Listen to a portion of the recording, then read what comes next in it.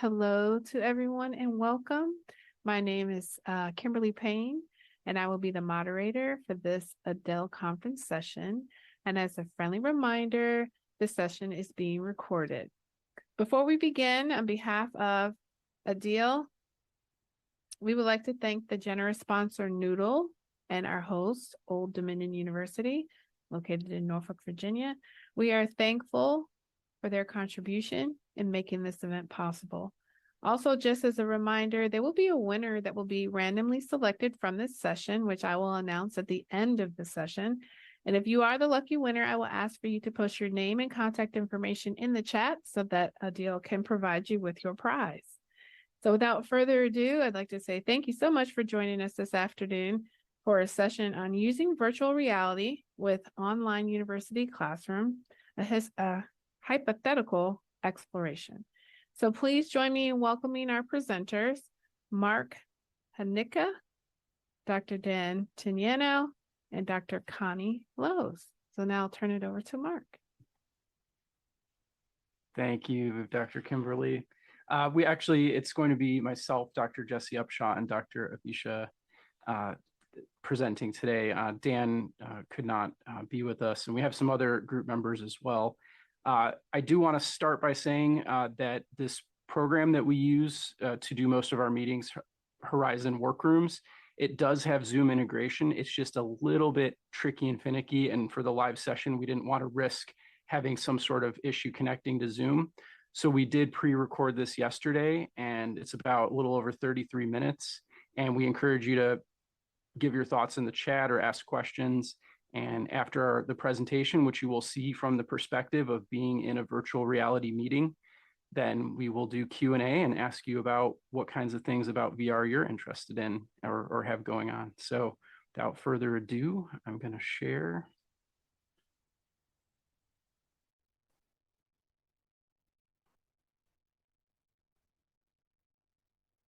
And let me know, do stop me if the sound is not coming through. Hi, welcome to Using Virtual Reality in the Online University Classroom, a hypothetical exploration. We're presenting from Horizon Workrooms at ADEIL 2023. My name is Marc Hnytka. I'm also joined by my colleagues Avisha and Jessi, and we're being recorded by our colleague Andre. So we look forward to working you through these really exciting VR applications to education. Welcome. What is virtual and augmented reality, and why should we consider it for education? Well, you can't see it from our avatars here, but we are wearing headsets that allow us to see into this room that we're in 3 dimensions with a sense of depth and spatial audio. And it creates a really immersive and connected environment to the other people that you share it with. It's hard to explain without experiencing it in person to really get a feel for VR and AR. But consider the leap between just a regular voice phone call to a video call, that extended level of connection by actually seeing the person that you're talking to. Or if you've had the experience of going from a 2-dimensional movie to seeing a movie that's fully in 3D. I remember seeing Avatar in theaters in full 3D and just being blown away by the sense of depth perception in the movie. But in this case, when you look around, your entire vision is filled with the space that you're in, with a sense of 3D depth. So sense of depth, full visual immersion, and spatial audio. So imagine that as we're working through some of these examples, how it would feel to be in that environment in an educational setting. So I'm going to share this first video, which is from the Lex Fridman podcast, which I highly recommend. It is Lex and Mark Zuckerberg actually interviewing in the metaverse for the first time. The following is a conversation with Mark Zuckerberg inside the metaverse. Mark and I are hundreds of miles apart from each other in physical space, but it feels like we're in the same room because we appear to each other as photorealistic codec avatars in 3D with spatial audio.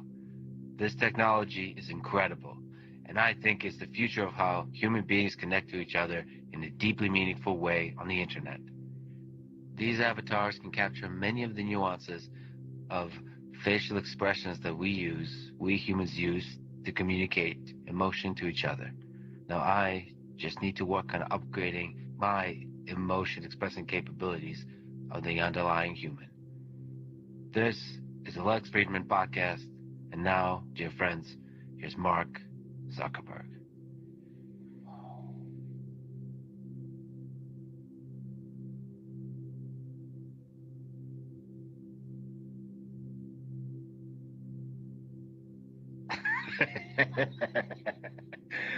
This is so great.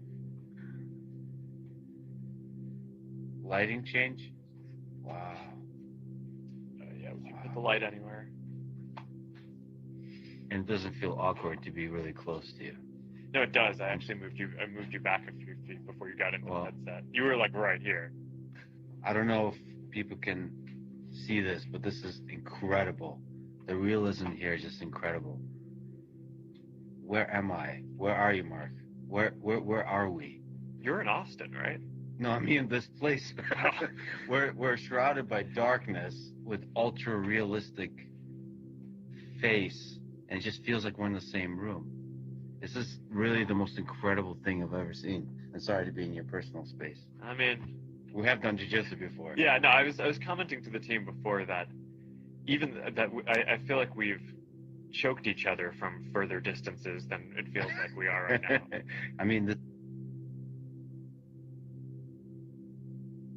I'm going to leave it there, but you could see this is currently possible on the most advanced Meta headset that's out right now with very realistic 3D modeled avatars. The reason that we look a little more stylized and cartoony is because these headsets that are a little bit more affordable at the current time don't have the computational power to handle that type of detailed avatar right now, but that is possible, and I think it's going to become much more commonplace and much more affordable in the future. So you can see that level of detail and immersion that you can get, and the interviewer was very kind of blown away by experiencing that for the first time.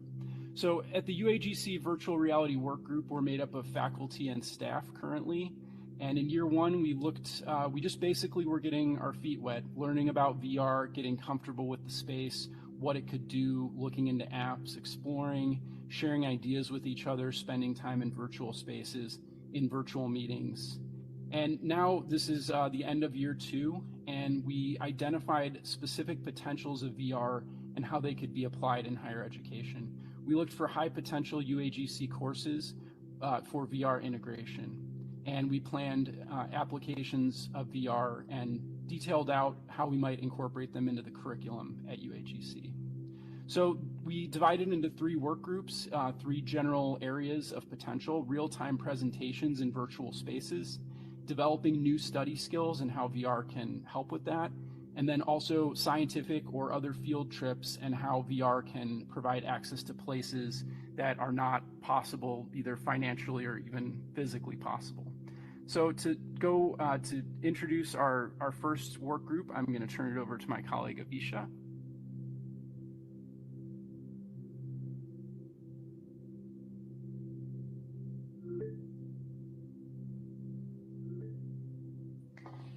Thank you, Mark. As Mark mentioned, I worked mainly on the presentation group.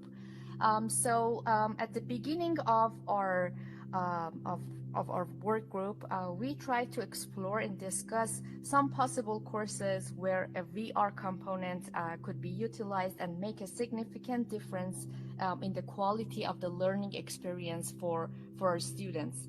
And as you see here, there are a couple of courses that we came up with. Gen 102, Speech 103. In that class, students try to learn techniques about speech, and VR could be very helpful in that class. BUS 330, which is a marketing class, and I'm going to talk about it in more details.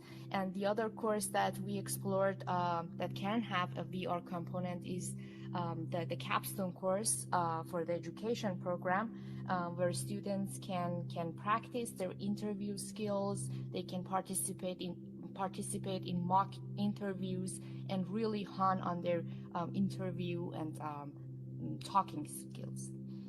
So let's go before going to the details of the BUS 330 I just wanted to mention one more time the difference between presenting in VR and compare it to what we have right now. At UAGC right now and in many online classrooms or remote educations, the existing option for presentation is relying on recording videos. So students at their home, they sit in front of a camera, record the video, upload the video, and it will be based on an honor system for the classmates to watch those videos. And of course, the instructor will watch the video one after the other and grade them or put comments or feedback on them.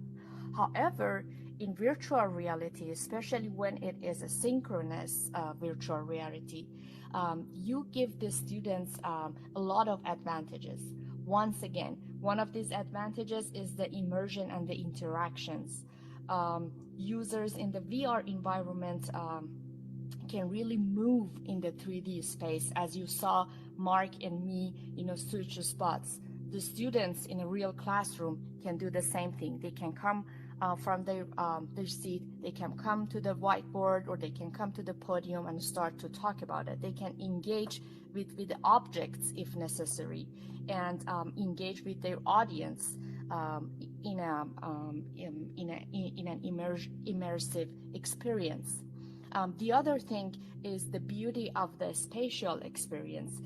When you are in the VR environment, it really makes you feel you are present in the classroom. It is much a closer experience to a real presentation in a physical classroom. Whereas when you are sitting right in front of a camera, you know that you are in your room, you're by yourself, and that experience is not does not come as close. And another thing that is very interesting, and you won't probably have an idea of it unless you experience it, is this spatial audio. Like when I was sitting next to Jessi before I come to the podium, she was sitting on the left side of me, and if she would talk, I would hear it on my left side of my headset. It is very, very close to what you have in a physical world. So these are great advantages of VR, but we also have to recognize that for having VR presentations for a classroom, the instructor must set up numerous synchronous sessions, because maybe not all the students can attend in one scheduled session, which can be a little bit problematic in the remote education. But there also should be a synchronous alternative for those who cannot possibly attend any of the synchronous presentations. So let's get to BUS 330 and talk about the real-time presentations in VR. BUS 330 is the third course in the curriculum of the marketing program. This is a fundamentals of marketing course, and 7 other programs at the Forbes School of Business and Technology at UAGC have this course in this curriculum. So you can imagine how many students every week will take this course as part of their education. And as I said, this is a course about the principles of marketing. It starts with market research. It talks about internal and external environment. It talks about segmentation, targeting, the 4 Ps that are the 4 fundamental elements of the marketing mix, and global marketing. And also it covers trends that are more current, such as green marketing, social marketing, digital marketing, ethics, and corporate social responsibility. So it's a very nice course with so many good fundamental information about marketing.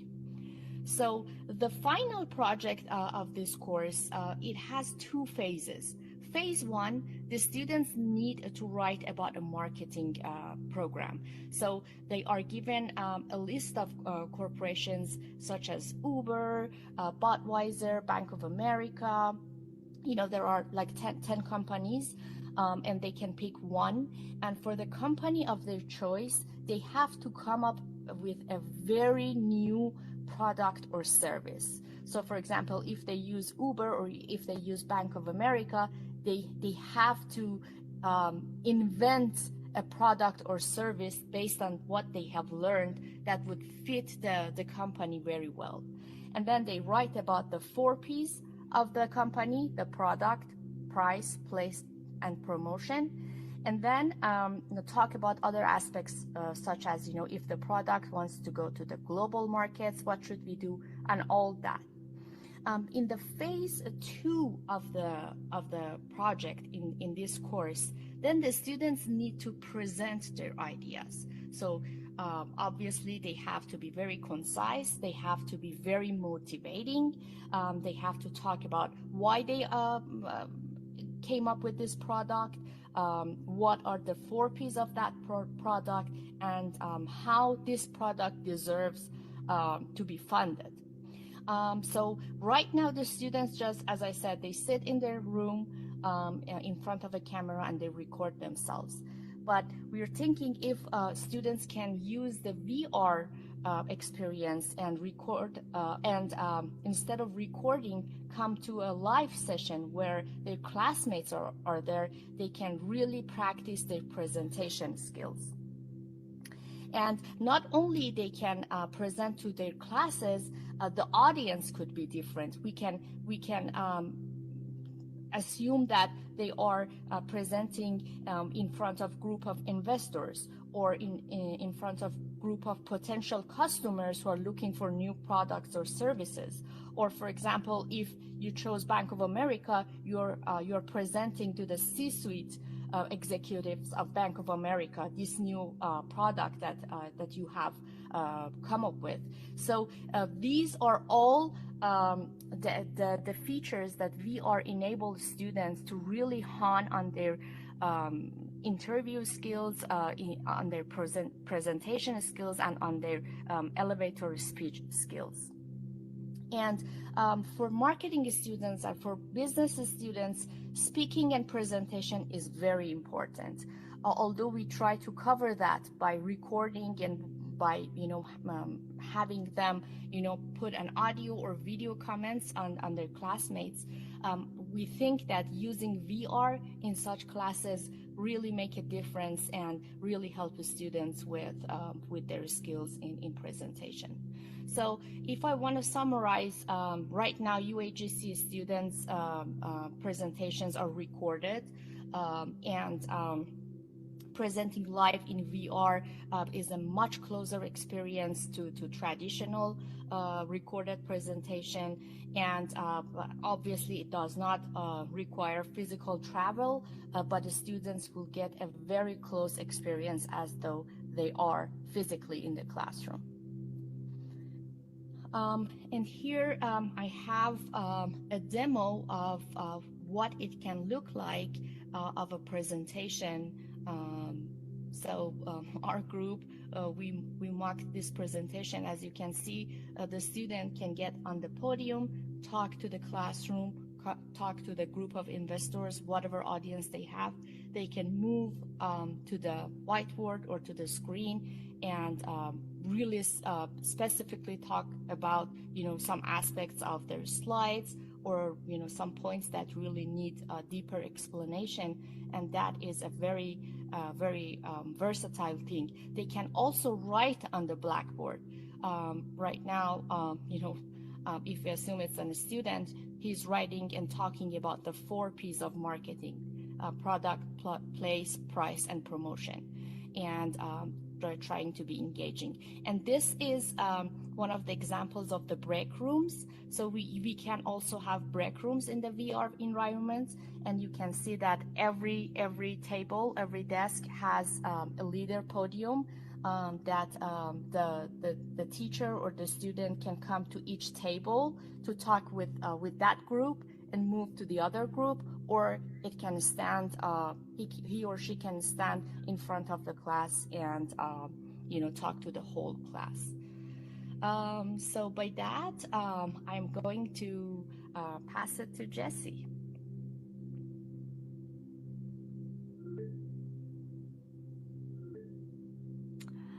Thank you, Avisha. Great to see everyone today. I am going to talk about our second area of focus when we were looking at the VR potential, and that's looking at applying study skills. We looked at some potential classes, and actually when you think about this, almost every course at every university could utilize various types of study skills, but those that we wanted to specifically teach study skills or utilize them in different ways, we looked closely at Gen 102, which is the focus on digital fluency, and all undergraduate students take this course. We also looked at the potential for graphic organizers and various study components involved in English 121, and some of the components that involve mind mapping and various group opportunities and study skills opportunities, and some of the psychology courses set here at UAGC. VR applications are growing every day. When you look in the app stores at the various offerings that they have, there are many there already, and they're growing even further. Every time I log in, there's something new there. But there already are several applications that support assignment formatting, study skills, and various durable skills, similar to what Avisha presented on presenting, but it goes beyond that. So we took a look specifically at mind mapping. Our Gen 102 course here at UAGC does have a specific assignment in the first week where students do a mind map, which is basically a brainstorming activity, listing out their digital ecosystem. So all the various technology components that they use in their life. And so our group got together and decided to mind map the various study skills applications that we might have and be able to find in VR. Some of the outcomes that this focuses on, tying to those learning outcomes, are evaluating digital tools, creating digital content, and collaborating. Because the beauty of mind mapping in VR is you don't just do it on your own. There's opportunities to go in and collaborate together. There are some very durable skills and concepts that are either very difficult for us to teach in virtual institutions or simply impossible. And VR brings some of those opportunities to students where they're at, and they can do them in their own opportunities in the virtual space, but also in collaborative spaces. And it permits our students to do things that can't be experienced using our particular methods and different applications of being more hands-on in some of these study skills. It does really involve creating a more interactive opportunity for study skills and study groups. And we're going to talk about here in just a second some of those that we looked at when we were looking at skills. This is just a minor list of some of the skills that we were looking for VR and augmented reality apps to support areas for time management for students, for effective note-taking, for mind mapping, for reading strategies, for visual and multimedia learning, for healthy study environments. If you look around in the room here, in a virtual reality, you can create a very calm study environment, even if you have a lot going on in your real space. And also collaborative learning opportunities. So bringing in all of these opportunities through VR is possible. There's apps for many of these areas. So what our group did for our mind mapping opportunity is we got together in a collaborative mind map, and I'm going to show you what that looks like in just a second. And we mapped out study skills. So if you've never seen a mind map before, it's often two-dimensional, and what you're about to see here is a three-dimensional interactive mind mapping opportunity. Even if you're all in one room doing a mind map on a whiteboard, you don't get to do this. You don't get to all be in your own corners of your space and create an idea. Each little bubble you see here stands for an idea, and you then can connect it to the ideas of others across the way. It's just an opportunity for a very open-ended brainstorming. This app that you're seeing here is from Noda, and their motto is it all starts with an idea. Your voice, your hands creates nodes in the space around you. You add more and more and more, and you experience how they relate to your own unique landscape. Noda allows you to use your kinetic opportunities to move around the room, to look at things. It brings in all the senses. And some of the features that they have, as I mentioned, is you can collaborate synchronously or asynchronously. You can create this mind map in this space. You can leave the room and you can come back and add to it later. I can add to it, and then Andre, Marc, and Avisha can go join in and add to it on their own time, and then we can continue to build. Or we can be in the room together and hear and speak to one another. The other beautiful thing about this mind mapping feature through Hnytka is it allows students to change the shape, the color, the connection. It gives them the full VR immersion while collaborating and brainstorming. And then for each node that you create, you can attach labels, links, images, resources, and descriptions, as you can see here that Dana is adding into this description to continue to connect together. Now, while at this time, not all the skills that we are mapping here that you're seeing have a specific VR or AR app attached to them, the mind map can be expanded as more apps are created. So as we look for more study skills opportunities for students to grow, there will be more time management apps, there will be more opportunities. There are already several note-taking apps available and flashcard apps that some for free and some for purchase. So as the VR and AR world grows, we'll have more opportunities for that. And with that, I'll let you take a really good look at our mind map here, but I am going to go ahead and pass it over to Marc.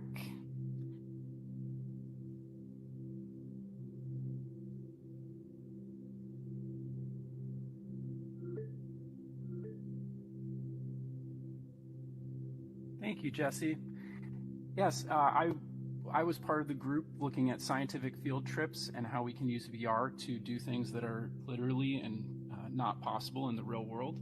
Courses that we looked at were Science 207, which is a general education environmental science, and ISM 500, Information Systems Management, and also Psychology 350.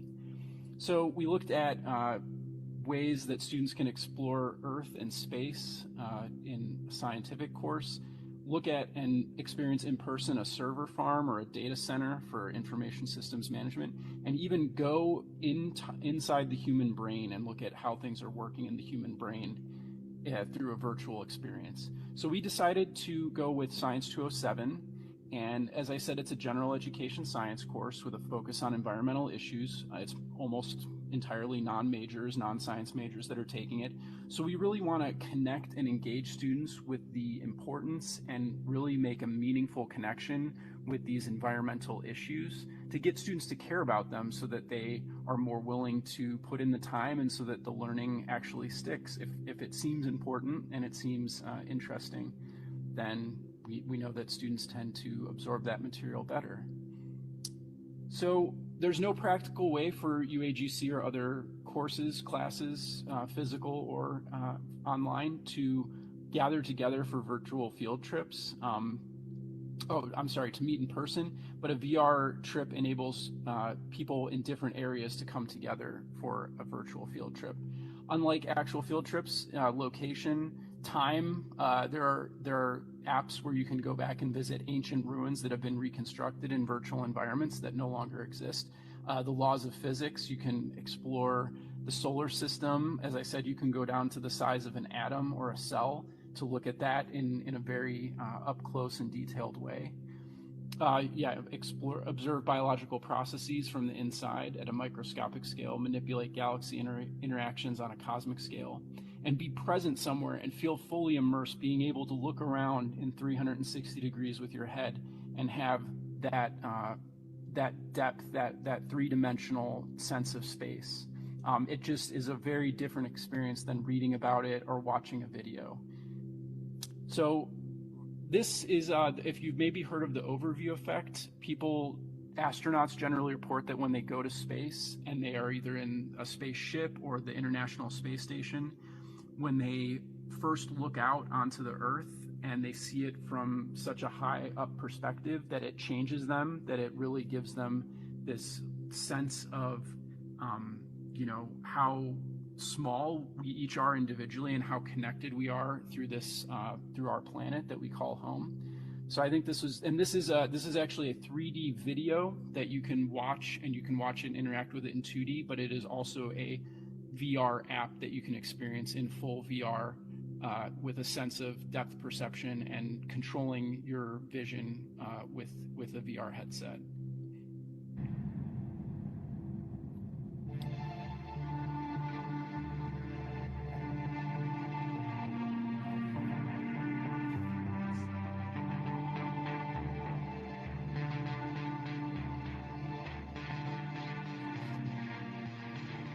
my first impression of watching the Earth from space is, this is beautiful, this is alive, this is isolated. We see up to 2,500 kilometers away. So within few seconds, what you see is totally different from what you saw like half a minute before. It is beautiful. It is beautiful because the scene is very contrasted, it's colorful, and because it is so extraordinary and fascinating, you are moved to the point that you cry.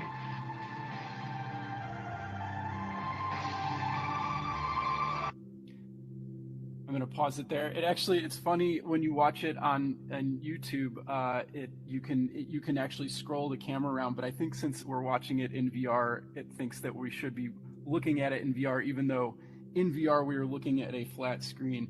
So I think it projected it in terms of stereoscopic vision. So apologies for that, but that was not a setting that I changed. But the astronaut is talking about how, having that experience of looking down on the Earth really profoundly, and many astronauts report this phenomenon. And through VR, it's not quite as good as probably actually going up in a spaceship or being in the International Space Station, but it's certainly something that is much more achievable and cost-effective for most of us here on Earth, that we might still experience some amount of that feeling of our connectedness on this planet.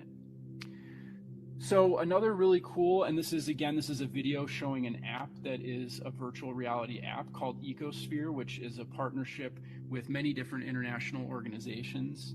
And it basically highlights environmental issues and challenges and people working on preserving the environment all over the world. And you'll be witnessing it in 2 dimensions, but I've seen it and experienced it in 3 dimensions. You are there. It's as if you are in the video and you can look around and see, and the people feel as if they are there with you in 3-dimensional space. It's very, very remarkable and compelling. On the last season of Ecosphere, we explored the wildest places on Earth.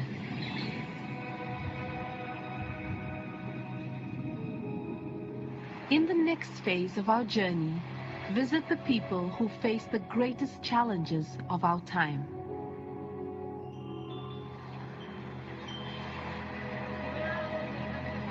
These communities are working with the United Nations to preserve how they live in balance with nature.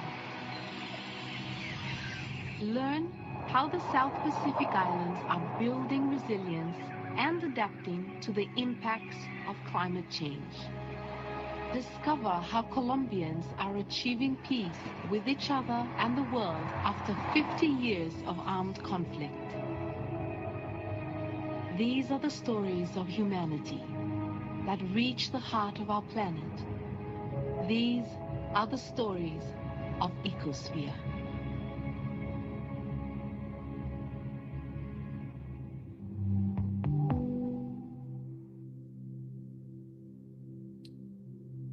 Yeah, so we can see how looking at these different environmental challenges and the people that are affected by it feel so much more immersive and impactful and personal when you experience it in 3D.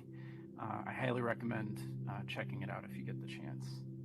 So what are we doing now? We are in year 3 of this project, and our next steps are we're looking at getting grants to possibly get VR headsets for student use, probably a cohort pilot study at first of however many students we can get, and those students would all be put in a special VR adapted section of a course where they would have traditional curriculum and then also VR enhanced curriculum. And we might even compare that side by side with sections of the course that run without the VR component and possibly look at student impacts on learning and retention. Year 2 gives us a big jump in deciding where to apply the VR technology first, and we'll certainly keep looking at that as we get into the point where we might do some sort of pilot study. So that's where we're at. We hope you got some good information. Hope you learned a little bit about kind of the current state of VR technology and how it might be used in educational applications. This is the UAGC VR faculty and staff exploration group, and we just wanted to acknowledge the people who have been coming to our meetings, contributing ideas. Many contributed to this presentation. Our lead and the person behind this is Dan Tinianow, and he couldn't be with us today, but he is definitely very enthusiastic and really brings a lot of passion and knowledge and interest and shares that with all of us here. So thanks to everybody, and we are going to turn it over for some, here's contacts, Dan Tinianow and Marc Hnytka, and we can connect you with other people in the group as need be. And just thank you for coming. And now we're going to open it up for some two-dimensional in Zoom discussion and QA. So thank you for.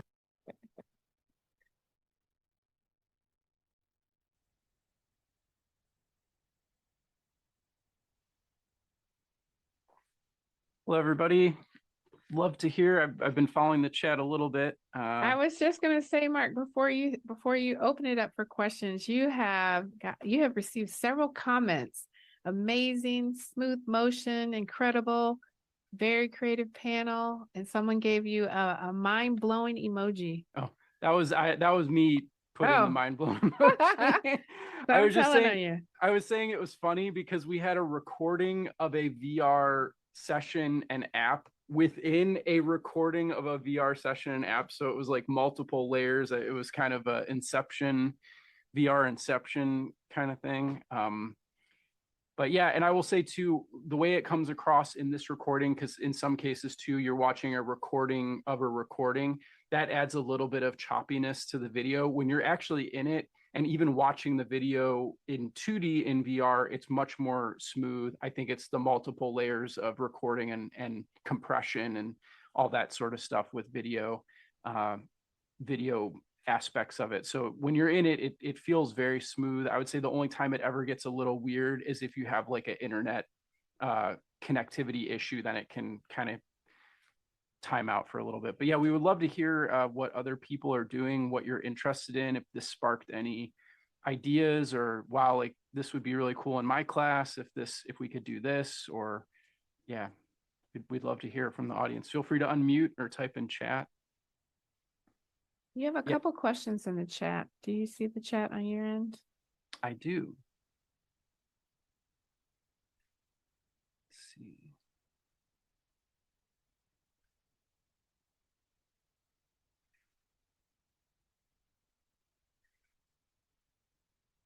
Is there a separate questions, or it would just be in the chat? You all can open your mics if you want to, so you can talk directly to the panelists.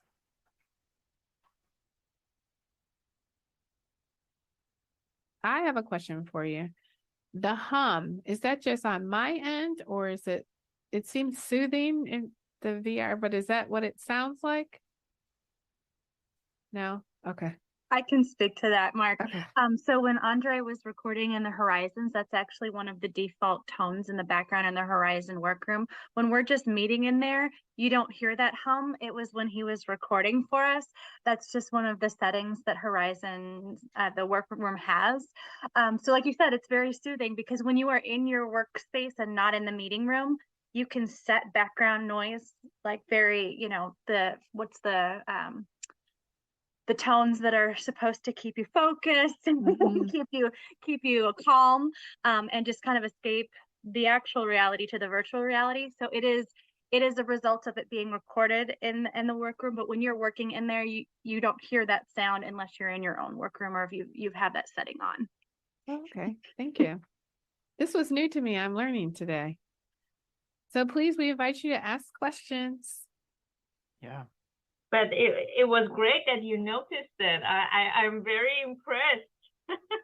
I actually did not notice it, and I did not know the details that Jessi knew. So I'm glad that you covered that, because I was like, maybe I'm just used to it now. If that's part of it, yeah.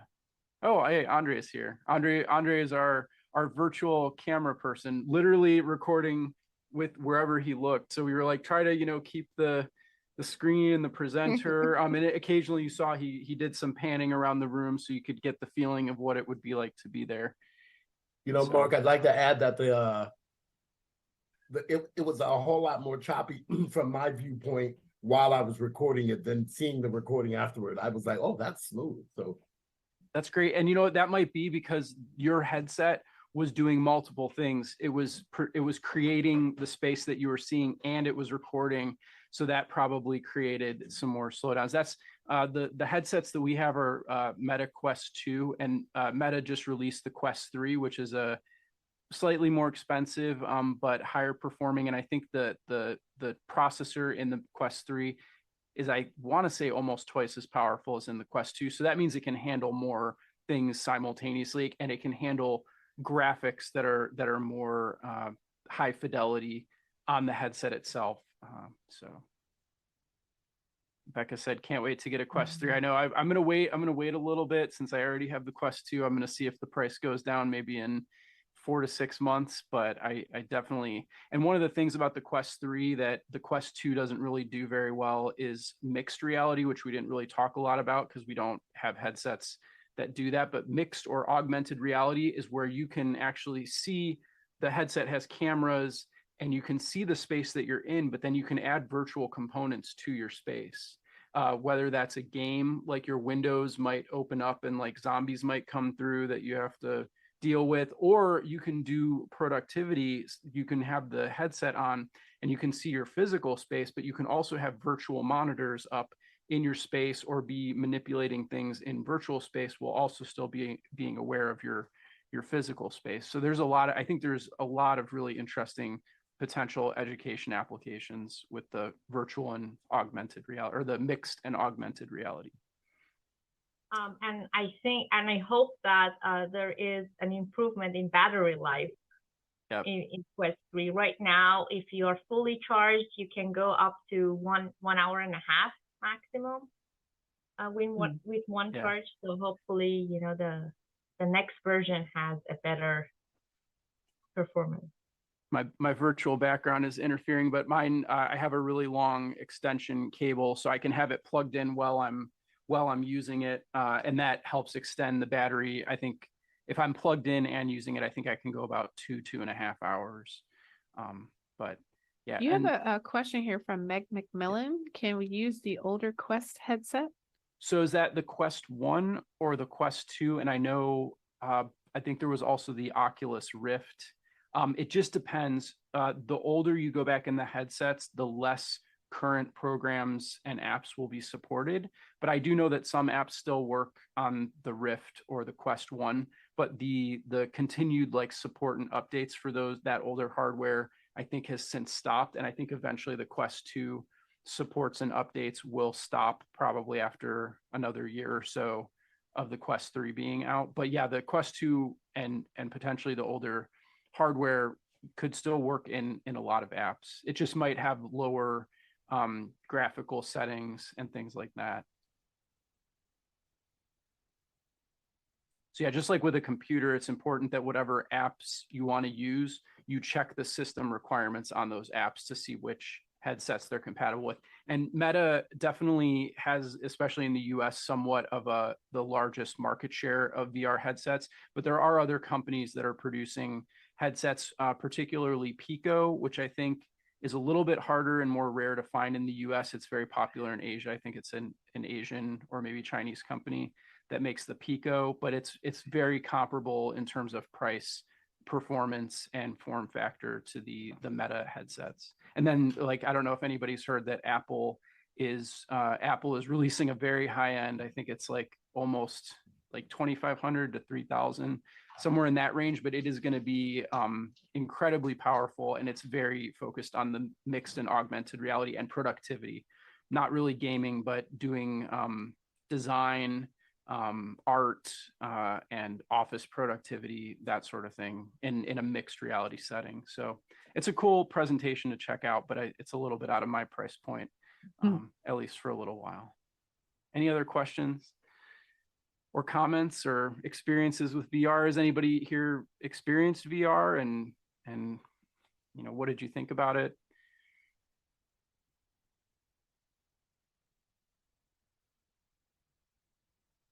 Jessi, can you hear me? Jessi Torres works at Old Dominion University. Yes, Can you ma'am. speak to the experience and how you're sharing your skills with virtual reality with ODU Global? He is putting us Yes. on the map.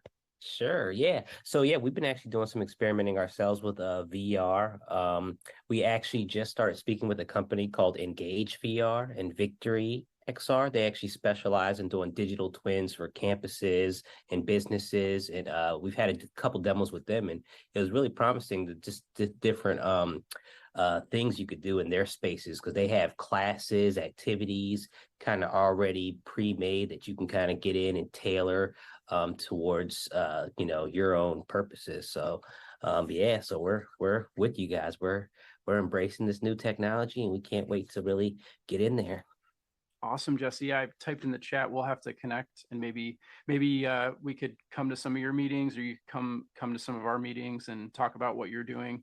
But yeah, I think that's a really important thing is getting interinstitutional collaboration and sharing ideas, because it is such a kind of new and frontier of what's possible, that I think it's important to connect and share so we can learn from each other.